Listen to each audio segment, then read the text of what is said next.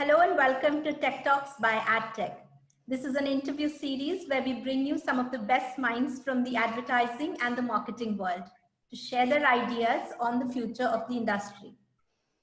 We all recently heard the news of two media giants, Affle and Appnext, combining their strengths to create an app recommendation platform and serve advertisers globally. And today, for the very first time, we have CEOs of both companies with us. So I'd like to welcome Anuj Khanna Sohum, Chairman, MD, and CEO of Affle. Anuj is a serial entrepreneur with over 20 years of experience building tech and data platforms. Anuj's entrepreneurial leadership and strategic vision has set Affle on the growth path to be a global mobile marketing platform, building sustainable leadership in emerging markets as well as globally. And also we have Elad Natanson with us, who is the founder and CEO of Appnext. Elad set the strategic direction for Appnext to enable it to achieve its vision of recommending users with the apps and services that they need throughout their mobile journey. He has been at the forefront of innovation for more than 18 years, with vast experience leading startups from idea to established businesses. Welcome, Anuj, and welcome, Elad. We're great to have both of you with us today. Thanks, Shiny. Thanks, Shiny. Thanks for having us. I have a few questions for both of you, and it'll be great to hear from you about Affle and Appnext and what plans you guys have for us next in 2020, 2021. Really look forward to that. So the first question I have is for both of you, and Anuj. First question on everyone's mind is, why did you decide on this merger? Well, Affle and Appnext are one of the strongest brands in ad tech, as you already know. In our industry, we are very well established brands. The opportunity for both our companies to come together is a fantastic opportunity for the ecosystem and the industry, because we are looking at the vision of how do we fundamentally transform ads into recommendations, and therefore making it relevant for consumers and impacting the journey of consumers on the mobile device, as well as expanding that to connected devices holistically. So over 3 years of courtship period, since Elad and I met at the Mobile World Congress in 2017, to now when we are together on this interview, and by the way, it's our first interview together since the transaction was announced, we believe there is a exceptional complementing opportunity here with the best people, the best tech team, the best tech platform, and a shared vision that our companies have. And it's a perfect match that both of us are together with our companies building the Affle 2.0 journey now for the decade ahead. Amazing. Elad, any thoughts? Yes, Shiny. It's, for us, it was a natural step ahead. Both of the companies being well-known brands in India and globally. We've been partners for a very, very long time, and we were sharing the same visions and the same ambitions regarding impacting the user journey in India and APAC and then globally. So for us, it's a very natural move to combine forces, to join together and combine forces and make sure that we are actually stronger together. For us, the merge enables much wider abilities and solutions to provide much better solutions for our partners globally, and to execute faster, being the #1 discovery platform in APAC. Wonderful. So Elad, you talk about combined forces. So what are these strengths and opportunities that you think Affle brings to Appnext? So Affle is currently the most respected public listed company in APAC. Affle had a very successful IPO couple of months back, and for us it was clear that by joining forces together we will be able to create a sustainable market leadership, and that market leadership will start first in India and APAC, and then can go globally. So the fact that we can have a combined public company will enable us to to execute that and achieve the ambitions that both companies have. Wonderful. Taking the first question a little beyond and repeating the same with you, Anuj. Why Appnext, and what are the strengths that it will bring to Affle? Well, like I mentioned, the vision is clear. We will transform ads into recommendations and hopefully inspire the rest of the ecosystem to follow suit. But specifically speaking, Appnext strengthens Affle on three clear vectors. The first one being the consumer and the insights and the data. So today, Appnext has over 300 million daily active users, over 4 billion app recommendations being served real time across the consumer's journey across 20 different touch points on devices. And that's a huge insight. And that, together with Affle's abilities, creates the #1 consumer recommendation platform, not just in India and Southeast Asia, but hopefully globally very soon. The second area of strength is the OEM partnerships. The kind of relationships and strategic inroads that Appnext has with the OEMs. Today, over 70% of the new smartphone shipments that are happening in India are already happening from those OEM partners.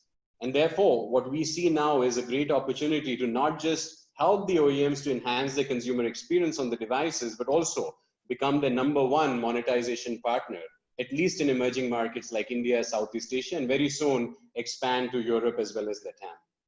And the third vector being the advertisers. Strengthening the business model, the CPCU business model, where we're not charging the advertiser for just serving recommendations, but actually when users take a clear action on those recommendations, leading to conversions for those advertisers. So it's a very clear ROI linkage. If the advertiser gets a conversion, that's when we charge them. So the CPCU business gets strengthened, and Appnext and Affle together, our top 10 verticals are similar. Our geographic mix, India, Southeast Asia, global markets are similar. So we are really becoming market leaders, even for the advertisers, to deliver them a very, very strong service. So it really sounds like both of you have strengths that truly complement each other. And there's a lot that, brands can look forward to from this partnership. Anuj, you've been a veteran of the India market, and you've seen so many consolidations, mergers happening. You've seen it all in almost 20 years. Do you think 2020, 2021 is the time where we'll see more of these mergers and consolidations happening? Is that in the pipeline? What do you think? So your question is very specific to India, and a lot of my entrepreneurial journey has focused on India. India is our largest market. About 50% of our business comes from India. India is also a very fantastic market in so many different ways. I mean, so many languages, so many levels of affluence or affordances. So it's a complicated market in terms of unit economics model, but it's an extremely lucrative market from a scale perspective. So if you see today, we have over 600 million connected devices, which are already reachable within India at the moment. And we are looking at that growing to maybe 1 billion connected devices in a few years' time. In terms of number of potential shoppers who are online shoppers in India, that number would move potentially from 100 million online shoppers to maybe 300 million online shoppers in a matter of next few years. So it's a fantastic market to scale and grow, and it is therefore our most strategic market. I see consolidation opportunities in India happening in 2020, 2021, as well as beyond, because the unit economics of this market is so harsh that players who are coming from, let's say, developed geos or trying to enter into the India market, they find it very hard to be profitable and successful on the kind of unit economics that India offers. And even the startups which are, let's say, born out of India, even a lot of them are struggling to make bottom line efficiencies. So for a company like Affle, in specific, where we have a strong balance sheet, where the cash flows are strong, I think consolidating this fragmented ecosystem is a definite opportunity, and we'd look forward to this on a very, very selective and careful basis. So does that mean that we're going to see more focused players in the market, or are we going to see more horizontal players? I think the strategy to win in India has to be anchored around two V's. The first one being vernacular. You've got to go deeper in India. the next 400 million, connected devices will be having strong vernacular affinity. They will not necessarily read or type in English. So I think the internet, the content, the recommendations, everything would evolve with vernacular, the first week. The second is verticalization. When we look at it from the advertiser lens, you've got to look at what are the key verticals in India that you're serving and how do you go deeper within those verticals and make it work. So I think to win in India, one needs to be deeper from a consumer intel perspective and going deeper into tier 3 cities, into rural India with vernacular capabilities. And on the other hand, with the advertisers, one needs to be also deeper, but verticalizing to the industry verticals. That's the only formula that I think really works for India. That's very interesting. Elad, I think Anuj just told us that India is a fantastic opportunity, and I'm sure you are excited about this. But you've also, Appnext has also been a global player. You've done a lot of work across markets, EU, LATAM, whatnot. So what are the opportunities that you see that Affle and Appnext as a combined entity? What are the opportunities that you see in the next few years? Shani, we at Appnext we were focused on building an app recommendation platform since day one, and our main goal when we see the users in front of us is how do we create a better consumer journey while using their mobile devices. So the combined company will essentially grow in three ways. One is that we'll be able to keep on executing and keep on developing more products for our partners to integrate, may it be OEMs or may it be app developers, that will be able to integrate app recommendations and better app recommendation as a better service and better experience to their users. So we'll keep on executing and keep on providing new products that are enabling that. Various products that are covering different experiences on the devices. So this is one. The second part is our ability to provide better solutions for our advertisers. So as we are able to provide more and more, have more and more interactions with the user along the day and interact with him. Right now, we see about 15 to 20 interactions a day. We expect that to grow to 30 and 40 interactions with an average user on a daily basis. Then we are able to expand our recommendations to recommendations that are both new services that the user weren't being using before, then to services that the user is already aware of and was using, but he wasn't sure if he's going to be using them right away. So we will be able to offer the users a little bit more of what we call re-engagement activities that we will be able to recommend him with services that he can use right now, even though he was aware of them a long time ago. The third aspect of how we plan to expand from here on is on a global basis. So far, India was our largest geographic, and we hope that it will stay the same. More than 50% of our activity and recommendations are happening in India on a daily basis. But our plans are to expand further into APAC and then further into Europe and LATAM. So what this merge will enable us is to execute on that faster and expand faster in terms of partnerships and in terms of services and in terms of our global footprint as well. Wonderful. I think the idea of creating better experiences for consumers and better solutions for advertisers, I think it will really work in a market like India, where Anuj said is very important to go deep and very important to go vernacular. And all the best for the expansion plans that you have. I'm really glad to hear that India is one of the biggest markets for you, and all the best for the expansion plans that you have in place. Anuj, from going public to 6 acquisitions in the last 2.5 years, and the latest one being amidst a big global pandemic. So we're all really surprised and but happily surprised about all this. So you guys have been super busy. What do you think is the big picture for Affle over the next 5 to 10 years, if that is a reasonable frame of reference that I can use? Well, first I'll respond to your point about it's been a long journey and we've been super busy. I think no journey is long if you're enjoying the journey, and being busy is a privilege, especially when you're working on exciting initiatives.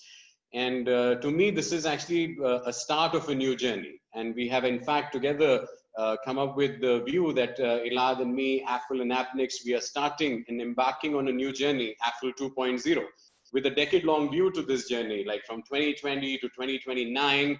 And hopefully in 2030, you'd be interviewing us again to know how Affle 3.0 journey is going to come about. And I feel that the 10-year plan for us is very clear.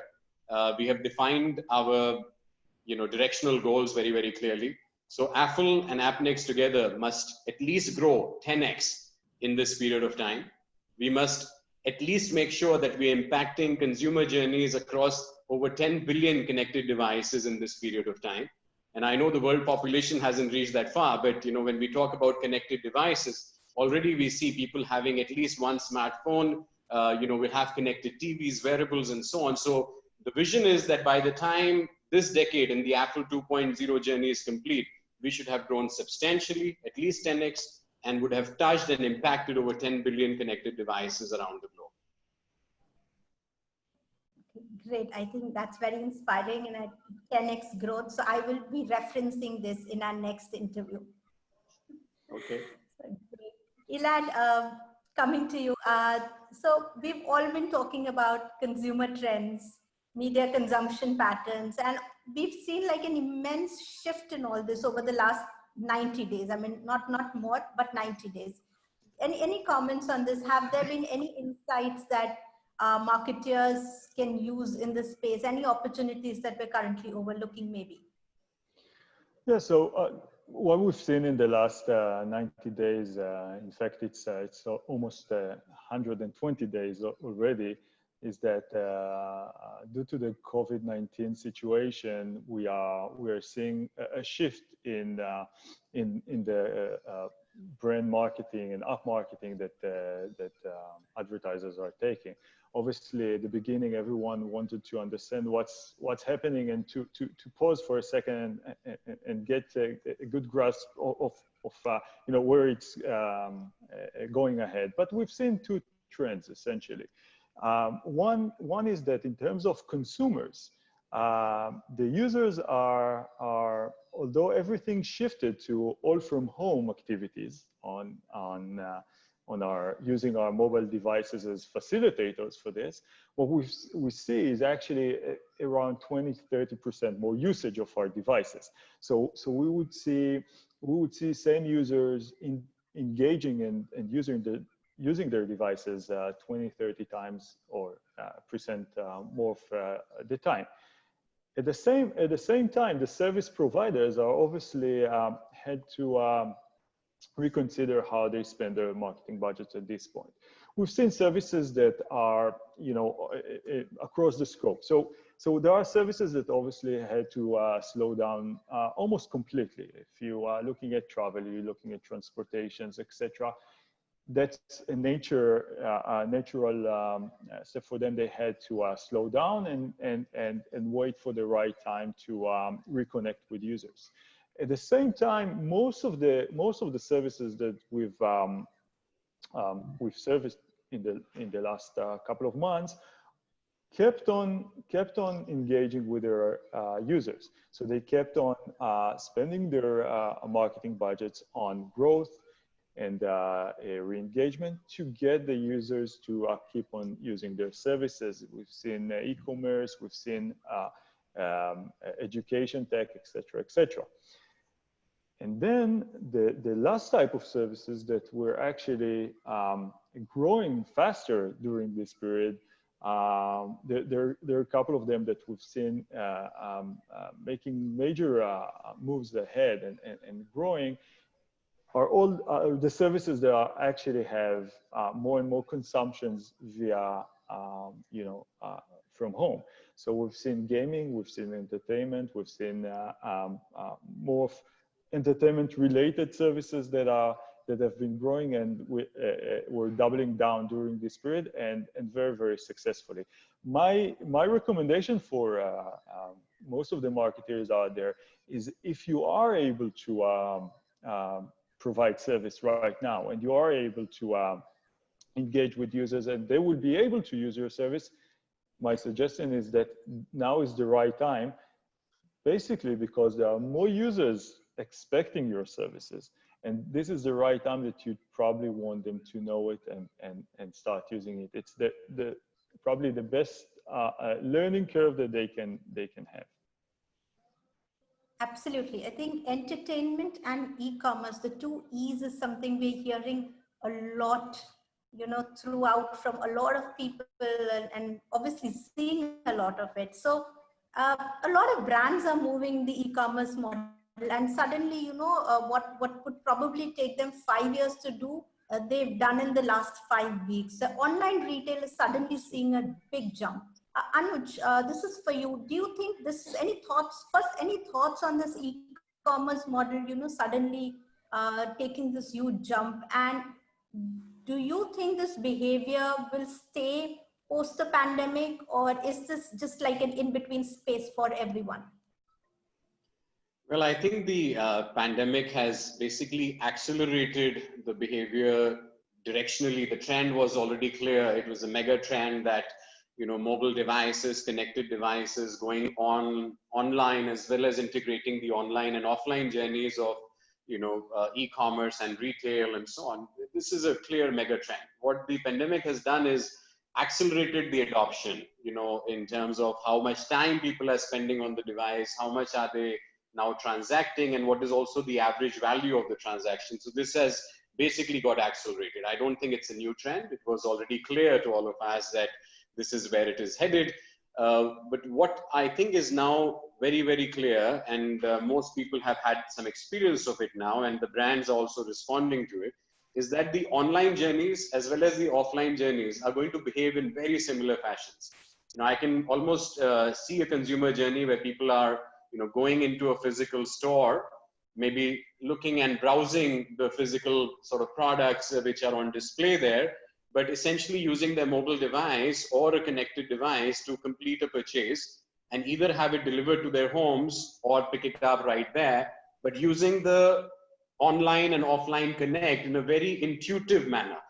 And similarly, people could have scenarios where they're browsing the product for a store online and they're ordering it online, but then going physically and picking it up instead of having somebody deliver it. So these integrated omni-channel experiences are going to be a reality, and therefore every business, whether it is a offline business, they need to go online, and whether it is an online first business, they also need to have offline touch points. So this is an omni-channel world across connected devices, and the pandemic has essentially accelerated the adoption. Absolutely. I think all the sci-fi models and all the sci-fi technologies that we saw like last year at all the conferences are suddenly coming to life this year, right? Yeah. Any advice for entrepreneurs and startups in the ad tech space? For startups, it's a difficult journey. Anyone 1 year or 2 year, and suddenly the pandemic strikes, it's difficult. Any advice for them, Anuj? Look, entrepreneurs and the startup journey is all about dealing with challenges and dealing with resource constraints. And in fact, one could say that the best time to create value is when the times get difficult. Because when times are difficult, only the people who have the extra passion, extra commitment, and capabilities and competence would actually shine. So my advice to any entrepreneur is to focus on fundamental value creation. And I'm making a clear distinction here. Do not focus on valuation. Focus on fundamental value creation. Valuation will take care of itself. And if that basic is being focused on, I think the entrepreneurs and those startups will create sustainable long-term valuations as well, and will be, using the pandemic in the right way to build opportunity. I think that's a very keen insight, Anuj, creating fundamental value for an organization. I think in last 5 to 10 years, we've all seen entrepreneurs chasing valuations. Yes. And I think this is important to go back to the roots now. Elad, any thoughts from your side? What should startups be doing? Sure. So let me split it into two. So the first is a sort of a humble advice for entrepreneurs in the edtech space. Please focus on the value that you create your partners and your users, the users of your partners. Once that value and that value is created and you're providing a unique service or unique value to them, the rest of revenues, may it be advertising budgets, may it be valuation, may it be fundraising, etc., it will come. As long as we as edtech entrepreneurs will focus on the value that we create in this ecosystem, it will be successful. Remember that the most important part in advertising tech is to create discovery of products or services that the users weren't aware of before. This is what we create in this space. We are essentially helping users find products that they can be using. So as long as you focus on that and create that value, it will be successful. Then my advice for entrepreneurs in general would be that once you have a specific vision, a specific idea, a specific concept of that you'd like to try, you'd like to test, so keep humble, keep lean, execute as fast as possible with as much obsession as possible. Be passionate about it, so you can actually get it done, and be ready to fail. It's veteran entrepreneurs will tell you most of their stories about their failures than about their successes. At the end of the day, be ready to fail and repeat it again, fail again and repeat it again. And eventually, if you are passionate about it, if you're passionate enough about it, you'll get the extra mile and be successful in that. Interesting. Fail fast and repeat. I think that is a very interesting piece of advice. And is that something you would tell? So this is a fun question for you, Elad. Is that the advice that you would give your 2012 self? Yes, absolutely. It's always when you're looking backwards and you're asking yourself, what would I change? My philosophy is, I'm much more completed person, with all the failures that I had during this journey, than had I only been successful. So in terms of an advice, I would say, make sure, keep on being lean, stay very passionate about what you're doing, and do it your way. When you fail, you learn from it. When you succeed, you learn from it a little bit less, but it's what sets the ground for the rest of the journey. So I would try to keep it as is, and stay humble. Interesting. So Anuj, same question for you. What advice would you give your 2010 self? Wow. Okay, 2010. Well, Affle is 5 years old now. So Anuj, you've got to build Affle to last. You've got to stay inspired, stay innovative, and stay completely focused on building an institution that must last well beyond your own lifetime. And that's my advice to myself in 2010. Wonderful. And that brings us to the end of this episode. Thank you so much for staying with us, viewers. Thank you, Elad. Thank you, Anuj. It's been great speaking to both of you. And I've personally learned a lot. in this 20-minute space, and I'm sure it's going to be very useful to our viewers and all the people who subscribe to the AdTech newsletter and to our YouTube channel. Thank you so much. Thank you. Take care. Thank you. Bye.